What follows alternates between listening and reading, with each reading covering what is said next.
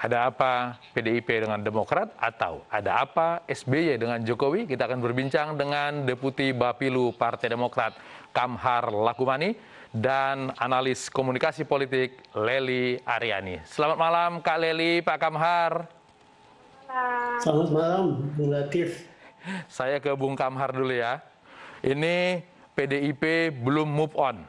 Atau ada sebetulnya yang lain yang diinginkan PDIP sehingga kemudian melempar isu ini, menurut Anda? Terima kasih, Bung Latif. Assalamualaikum warahmatullahi wabarakatuh. Salam. Pertanyaan itu sebenarnya yang paling tepat untuk bisa menjawab adalah PDIP, apa niat dibalik pernyataan-pernyataan yang dilontarkan. Tetapi kami tegaskan bahwa Partai Demokrat senantiasa konsisten dengan sikap politiknya, yang di mana rakyat senantiasa menjadi tujuan utama dalam agenda-agenda politik Partai Demokrat, berkoalisi dengan rakyat, dan kita komitmennya adalah bagaimana membangun sinergi dengan semua pihak untuk mengatasi berbagai persoalan bangsa yang saat ini sedang diterpa banyak masalah dari pandemi COVID-19. Oke, apakah hal itu posisi berdiri Partai Demokrat? Oke, bukankah hal yang biasa saja kemudian membandingkan dengan kepemimpinan berikutnya? Kalau misalnya itu diniatkan sebagai hal positif, membuat pemerintahan sekarang ini lebih baik daripada yang sebelumnya. Bukankah itu hal yang biasa saja, Pak Kamhar? Benar, kalau itu dipresentasikan dalam konteks yang kita menjadikan itu sebagai pembelajaran ya, mengcompare antara capaian pemerintah sebelumnya dan pemerintah saat ini. Tetapi kalau niat dibalik itu adalah untuk mendiskreditkan, mendowngrade, dan memutarbalikkan fakta, itu tentu menjadi berbeda karena mendistorsi informasi itu untuk kepentingan politik dari partai yang berkuasa saat ini, seolah-olah 10 tahun pemerintahan Pak SBY tidak melakukan apa-apa, tentu menjadi tanda tanya. Ini kontraproduktif.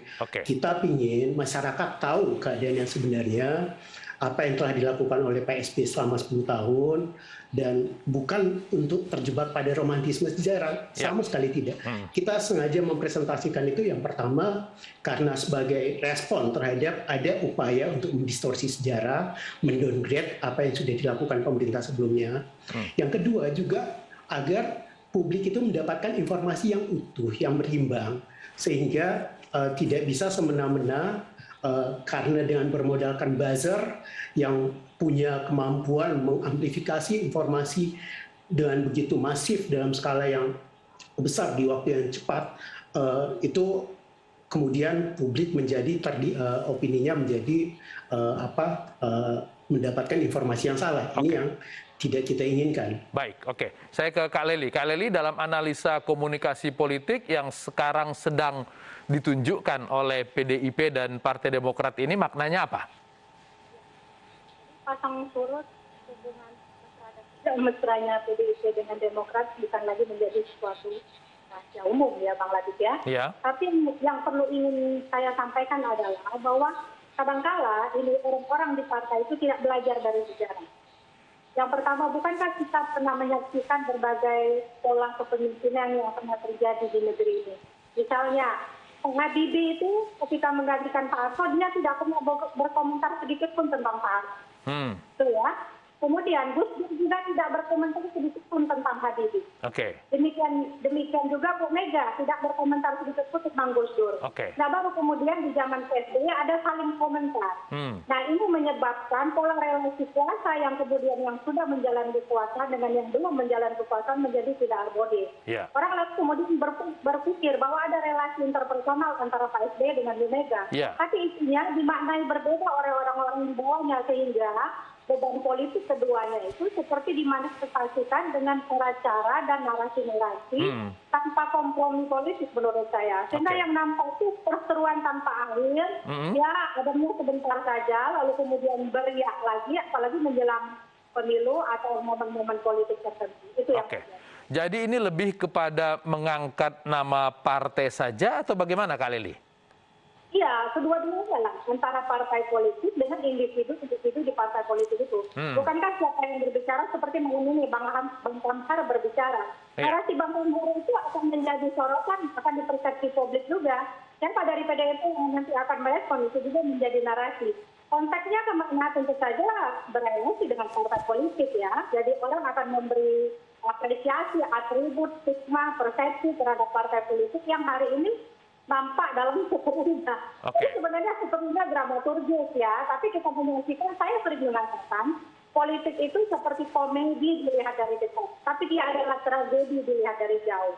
Demikian juga sebaliknya, seharusnya para politisi itu ya, di panggung depan politik berdasarkan kategorinya, itu perilaku tidak layak, tidak boleh muncul ke permukaan, dia harus fair dari penonton. Tapi realitas politik kita itu kan memang tanpa model, ya beginilah modelnya.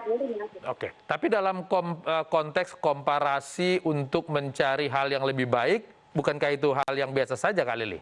Biasa saja, cuma memang bahkan komunikasi politik itu, saya bilang misalnya justifikasi mungkin harus dihindari ya, sehingga ada penghargaan dari satu komponen, satu generasi, satu pola kepemimpinan yang ditampilkan. Bukankah antara pemimpin negeri kita tuh gaya dan pemimpinnya beda-beda loh? Pak Harto dengan senyumnya misalnya kan, Gus Dur dengan cumuknya, Habibie juga dengan seperti apa gayanya, Bu Mega dengan diamnya, SBY dengan jalannya dan sebagainya. Nah, pola-pola komunikasi, gaya komunikasi yang tidak sama ini harusnya dihargai juga oleh masing-masing kadernya. Sehingga tidak, walaupun mengkritik dengan cara yang bersifat konstruktif. Jadi bukan menjelekkan sifatnya. Itu yang saya inginkan. Sehingga rakyat bisa belajar. Ya, Bung Kamhar, kalau ternyata ini kaitannya dengan politik ke depan nanti, ketika kemudian PDIP mengkompar dengan Demokrat, ini sebetulnya menguntungkan bukan untuk Partai Demokrat? Tentunya bagi kami menilai 10 tahun pemerintahan Pak SBY itu fakta ya, bukan baru akan, tapi yang sudah capaian-capaian yang sudah dilakukan di bidang ekonomi, di bidang politik, di bidang hukum, bagaimana kualitas demokrasi dan derajat demokrasi itu terbangun dan terjaga di era pemerintahan Pak SBY, termasuk komunikasi yang baik dengan oposisi. Bahkan 2009 ke 2014, Partai Demokrat mengikhlaskan posisi Ketua MPR RI untuk PDIP, untuk almarhum Pak Taufik Kemas. Itu sebagai bentuk kompromi dan itikat baik dari Partai Demokrat untuk bisa merangkul sebanyak mungkin kekuatan elemen bangsa ya, untuk pembangunan. Itu yang menjadi komitmen Partai Demokrat. Dan kalau ke PDIP kemudian dalam hal ini Pak Hasto ya, yang beberapa kali kesempatan mempresentasikan Partai Demokrat dalam perspektif yang cenderung tendensius untuk mendowngrade capaian Partai Demokrat, menyampaikan bahwa Pak SBY tidak mengambil keputusan, malah setelah kita sajikan fakta yang sebaliknya yang berdasarkan testimoni Pak Yusuf Kalla, bahwa Pak Yusuf Kalla ini 5 tahun mendampingi Pak SBY dan juga 5 tahun mendampingi Pak Jokowi. Jadi secara relatif akan lebih objektif ketika memberikan testimoni tentang kinerja atau gaya kepemimpinan dari dua orang ini. Pak JK menyampaikan bahwa zaman Pak SBY itu jelas, ringkas, terarah, dan keputusan diambil dalam waktu yang cepat dan tepat keputusannya. Berbeda justru dengan pemerintahan sekarang yang terlalu banyak rapat, sampai dalam 1 minggu sampai 4-5 kali rapat. Dan keputusannya juga ya kita tahu sama-sama kualitas keputusannya seperti apa. Itu kan yang menjadi akar polemik. Kemudian setelah diberikan counter terhadap itu, Hasto kembali mengungkit-ungkit masalah pemilu. Setelah kita sampaikan bahwa di 2009 itu jelas penyelenggaraan pemilunya berlangsung secara adil, demokratis, tidak ada kecurangan dan sebagainya.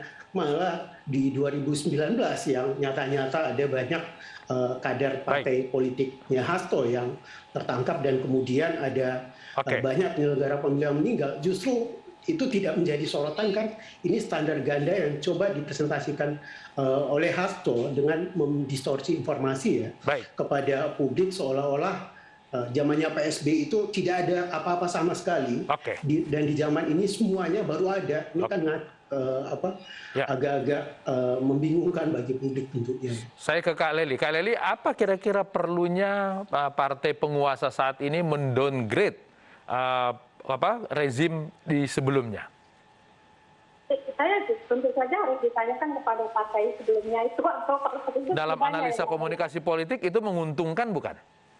Ya, kadang-kadang menguntungkan, kadang tidak. Tapi ada juga ya, Bang Kamhar, mohon maaf nih, kata masyarakat, kalau kita ingin melihat kesuksesan seorang pemimpin, saksikanlah ketika dia mengakhiri masa jabatannya.